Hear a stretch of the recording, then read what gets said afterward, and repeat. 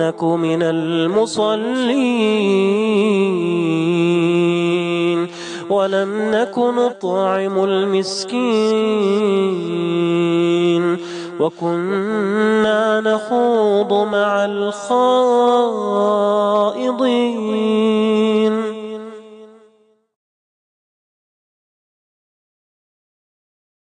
تقال العثار العظام به ويغدو الهوى ككبش ذبيح بذكر have a healthy relationship with the Quran. You know how even the most highest professions like physicians or architects or whatever, even they have to go for refresher seminars and reviews, right? You've internalized this really deep, profound thing. Where do you get your review? Salat.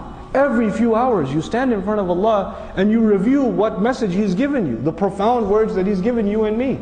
So it's an opportunity for us to refresh our faith constantly. It revives us spiritually and intellectually every single time, if we are able to engage in our salat. But if our salat is what it is right now, which is pretty much very good cardiovascular exercise, right? And it's not much more than that for most of us. We don't know what's being recited. We don't know what Allah Azza wa Jalla is saying in the Quran. Now this is a tragedy. Because the means by which you can keep Quran alive in the community, Allah gave us that mechanism. That institution is salah. When the salah is not connecting you to Quran, nothing can connect you to the Quran. Because salah is what Allah gave us to connect to the Quran. That's what Allah gave us. What can we have in addition that's going to work? So we have the halaqat and the tafasir and things like that, but there needs to be a mass movement of facilitating Arabic education for the purpose of us having a better sound experience in salat. This has to do with us surviving. Because when our salah becomes empty, then the entire deen is gone. Because you know, salah is directly connected to three things. I'll make quick mention of this. The first thing is the state of the ummah, the state of the union, right? The state of the union, Allah's Messenger ﷺ says about the salah, he says, "In saluhat saluhal amru kulluhu." If the salat is good, then the whole thing is good. If salat is good, the whole thing is good. You know, it's an amazing thing to say. It's not just about making wudu properly and facing the right direction, and those are all important peripherals. But what's the heart of the salah? To connect to the word of Allah. To have this deep relationship with, and if that's there, then the ummah is okay.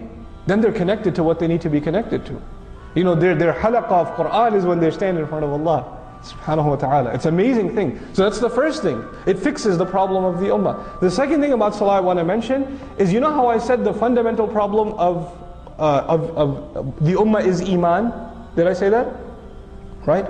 You know, in the Quran, Allah uses, when the qibla changed, when the qibla changed, Allah Azza wa Jalla says, وَمَا كَانَ اللَّهُ لِيُضِيعَ إِيمَانَكُمْ. You know, the Jews came to the Muslims and they said, you've been praying in you had the wrong GPS address all these years. Your salat didn't count.